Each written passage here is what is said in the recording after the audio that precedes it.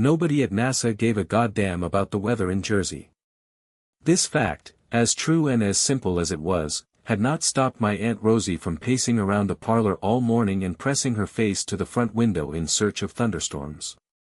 My mother had yelled at her for smearing rouge on the glass, and she, of course, had yelled right back. And soon, everybody was yelling. It was the day of my brother Eddie's wedding, the day of the moon landing, and rain meant a lot of things. It meant a shower of good fortune, pouring out from God himself, amen, onto the newlyweds, but it also meant the destruction of our poor astronauts, one of whom was a good Jersey boy, spacemen, who were already so far outside our atmosphere that nothing happening here could do anything to them. It didn't matter, though, not to Rosie. They would be struck by lightning, and they would plummet into the Atlantic, and they would die, and we'd lose the race.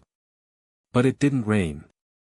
It was goddamn muggy, though, muggy enough to cause the streamers tied to the back of Eddie and Marie's limousine to half melt and make colors streak down the white, but it didn't rain. I stepped out the reception into the parking lot that evening to light up a cigarette, a loner from the pocket of my too-tight tuxedo. The restaurant itself was empty by now, I could see the tables through the windows. Marie's father had only rented the back room because he was a cheap-ass. But even though the party was starting to fade, cousins and friends rushing home to watch whatever was going to happen, I could still hear the stragglers through the closed door. Striking up a match from the book I'd snagged from the front counter, I watched the smoke furl upward toward the moon. They were up there right now. That was goddamn insane. They were up there, and I was standing here, looking up at them. And maybe some part of me really could reach them like this, I thought. Maybe they would see my cigarette smoke, and they would know I was here. So few people really did. You all better hurry. You gotta get there before Marie does, Rosie yammered, rushing out my parents' front door after my uncle, who was waving his arms at her. I know, Ron. I know.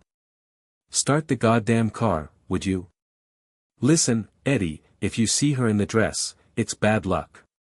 Bad luck. Curse on your house. You'll never have children, and it'll break my heart. Get to the church, get inside, and God help you, don't look out any windows. And so we did.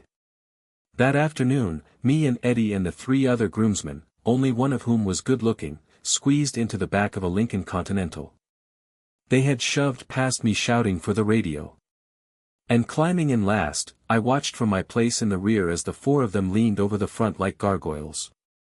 The chauffeur, which I guess is what you call a person in this line of work, was actually wearing one of those little caps you see on television. He already had the B.